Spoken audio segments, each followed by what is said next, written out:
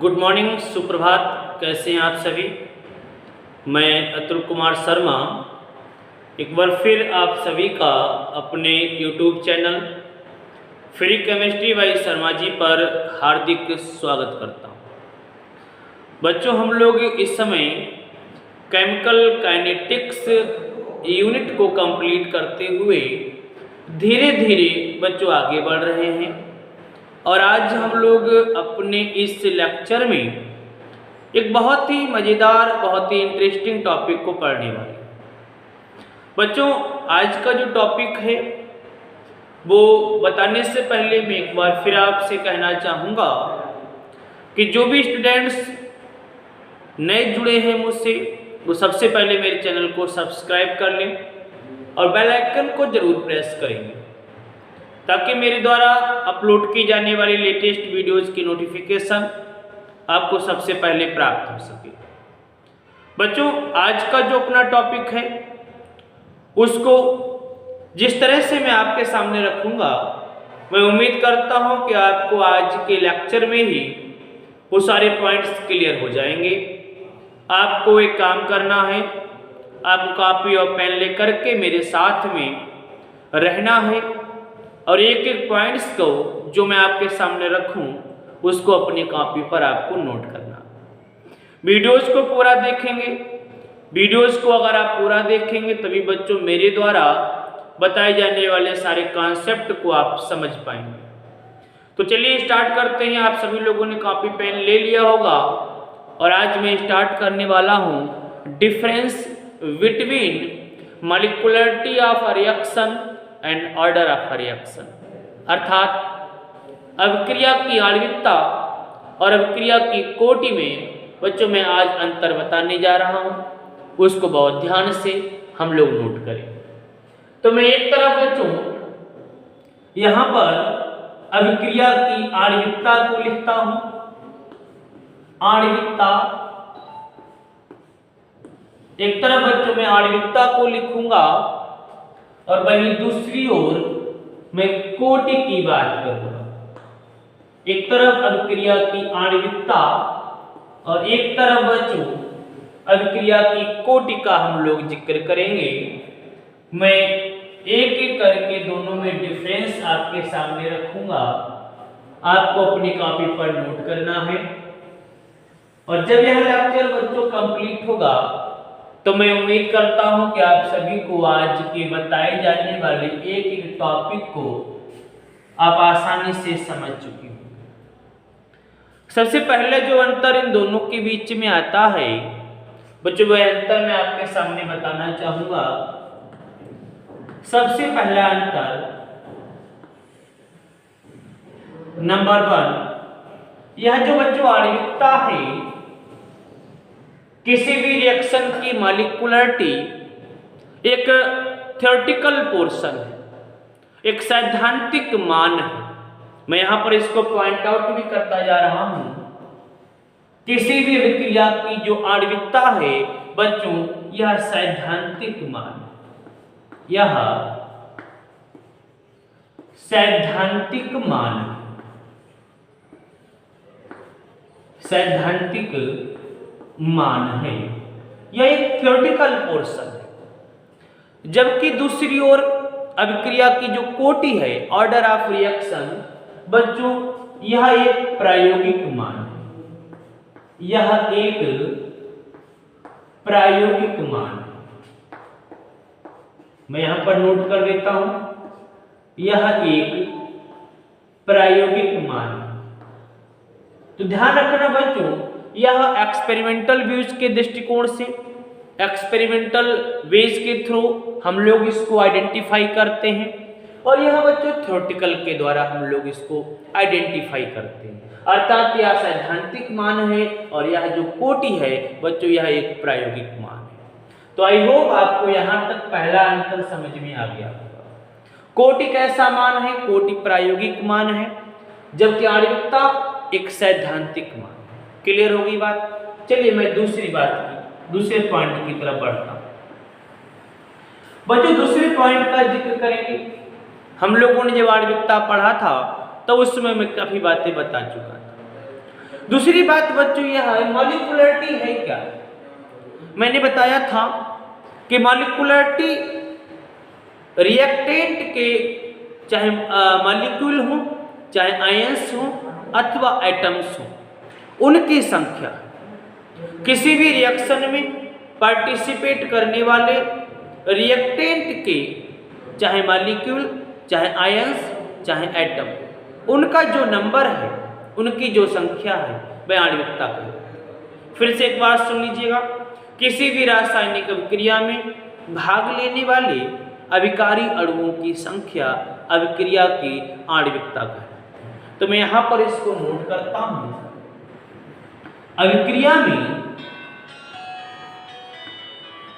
एक बार फिर से बच्चों नोट करेंगे, अभिक्रिया में भाग लेने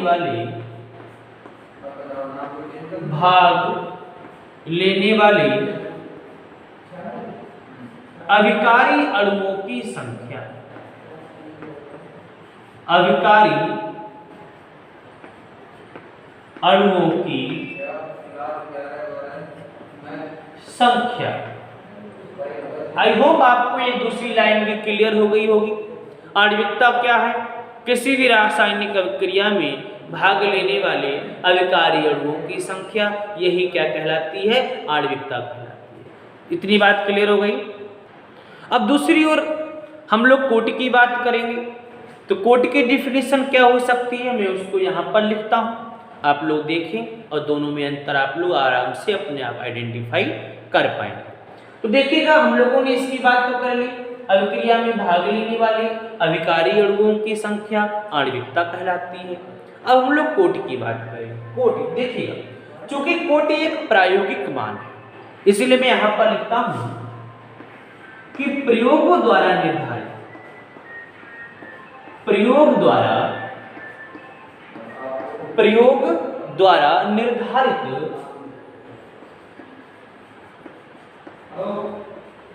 प्रयोग का नाम क्यों लिया? क्योंकि प्रयोग के द्वारा हम लोग इस कोटि को प्राप्त करते हैं।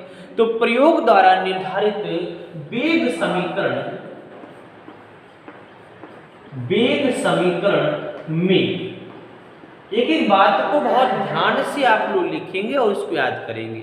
तो प्रयोग द्वारा निर्धारित वेग समीकरण में सांद्रता पदों के घातों का योग, वेग समीकरण में सांद्रता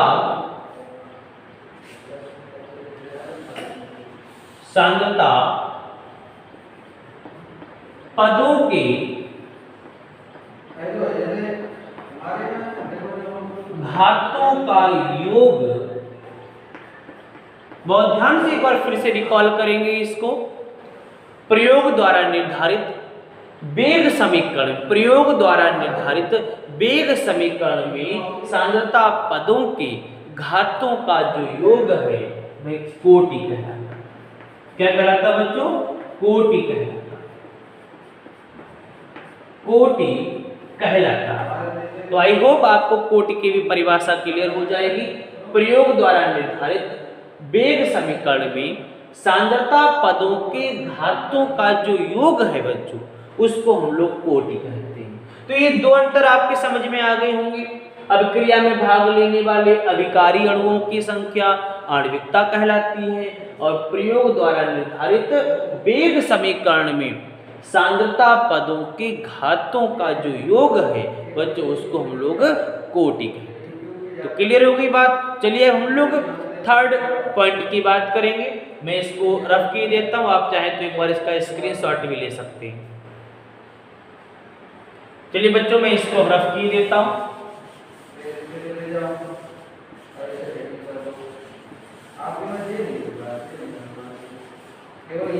और अब हम लोग थर्ड पॉइंट की बात करें। तो थर्ड पॉइंट कौन सा हो सकता है? ये थर्ड पॉइंट की बात करते हैं।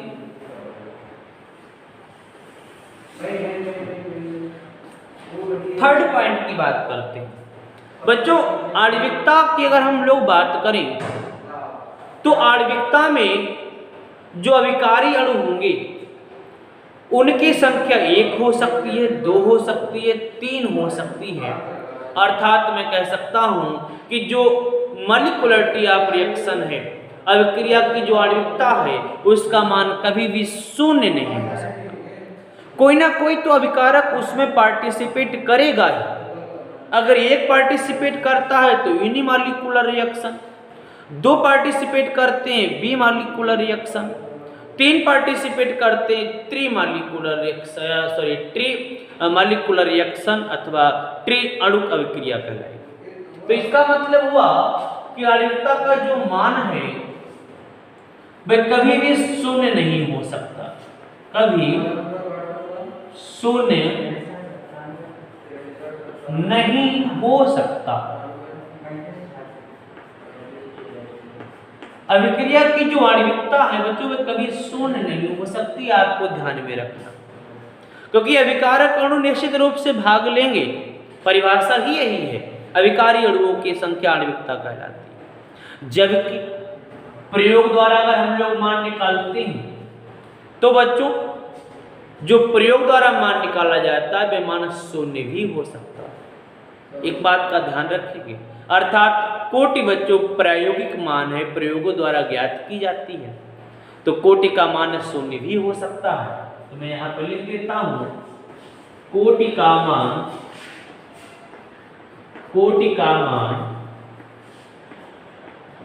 शून्य भी हो सकता है, शून्य भी हो सकता है। क्लियर हो गई बात? आणविकता मैं फिर से एक बार बता दूं आपको, आणविकता कभी भी शून्य नहीं हो सकती, जबकि कोटि का मान बच्चों शून्य हो सकता। तो आई होप आपको 3 डिफरेंसेस क्लियर हो गए होंगे। अब मैं फोर्थ की बात करता हूं। बच्चों फोर्थ डिफरेंस कौन सा हो सकता? आपको मैंने एक बात बताई थी कि यह जो आणविकता है वो केवल प्राथमिक रासायनिक अभिक्रिया के लिए।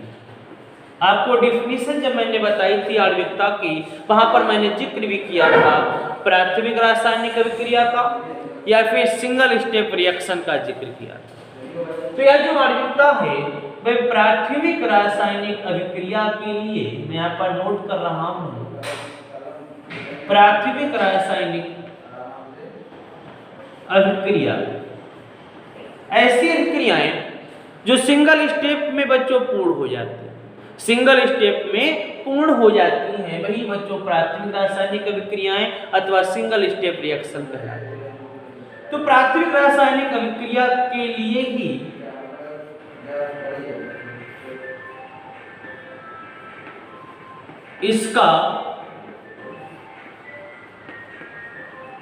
इसको मान्य किया जाता, इसको मान्य किया जाता है, जटिल अभिक्रियाओं के लिए नहीं, जटिल के लिए नहीं। तो यह लाइन आपके लिए क्लियर हो गई होगी कि जो आणविकता है वो केवल प्राथमिक रासायनिक अभिक्रिया, ऐसी अभिक्रिया जो सिंगल स्टेप में कंप्लीट हो जाती हैं, उन्हीं के लिए बच्चों आणविकता का माना जाता है, इसको मान्य किया जाता है। जटिल अभिक्रियाओं के लिए इसको मान्य नहीं किया जाता। क्लियर हो गई बात? आणविकता केवल सिंगल स्टेप रिएक्शंस के लिए ही मान्य है, जटिल के लिए मान्य नहीं है। जबकि जो कोटि है बच्चों वह प्राथमिक और जटिल दोनों प्रकार की अभिक्रियाओं के लिए, दोनों प्रकार की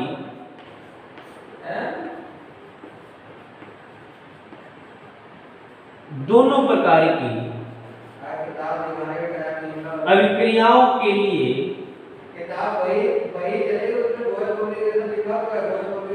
मान्य। अर्थात मैं कह सकता हूं कि यह जो कोटि होती है वह प्राथमिक और जटिल दोनों प्रकार की अभिक्रियाओं के लिए बच्चों हम लोग कोटि की बात कर सकते हैं, लेकिन आणविकता केवल सिंगल स्टेप रिएक्शन के लिए ही बच्चों मान्य होती है। जो लास्ट डिफरेंस हम लोग पढ़ेंगे वो क्या हो सकता है? हम लोग मॉलिक्युलरिटी और कोट यानी ऑर्डर दोनों के लिए डिफरेंसेस की बच्चों बात कर रहे हैं। तो लास्ट अंतर क्या हो सकता है, चलिए हम लोग लास्ट अंतर की बात करते हैं। ये जो मॉलिक्युलरिटी है, जो आणविकता है बच्चों, इसका मान हमेशा पूर्णांक में होता है। तो मैं यहां पर नोट करता हूं कि इसका मान सदैव पूर्णांक में लिया जाता है। अगर हम लोग आणविकता की बच्चों बात करेंगे तो आणविकता के लिए यानी आणविकता का जो मान होगा बच्चों वो सदैव पूर्णांक में लिया जाता है। जबकि हम लोग कोटि का जिक्र करते हैं तो इसका जो मान है बच्चों, कोटि का मान भिन्नांक भी हो सकता है, भिन्नांक भी हो सकता है। तो बच्चों आज के जो difference between molecularity and order of reaction, ये जो 5 डिफरेंसेस थे वो मैंने आपको बता दिए। आप लोग बार बार वीडियोस को रिपीट करके देखें, बैक करके देखेंगे, तभी आपको ये 5 डिफरेंसेस आसानी से याद हो जाएंगे। अगर आज का लेक्चर आपको अच्छा लगा हो तो आप मुझे लाइक और कमेंट करेंगे। साथ ही साथ किसी भी प्रकार का अगर आपको डाउट हो, अगर कोई भी पोर्शन आपकी समझ में नहीं आया हो तो बच्चों आप लोग मुझे कमेंट्स कर सकते हैं। मैं आपके कमेंट्स को पढ़ करके उसका रिस्पांस आपको दूंगा। आज के लिए इतना ही। मैं जल्दी अपनी नेक्स्ट वीडियो के साथ आपके सामने उपस्थित होता हूँ।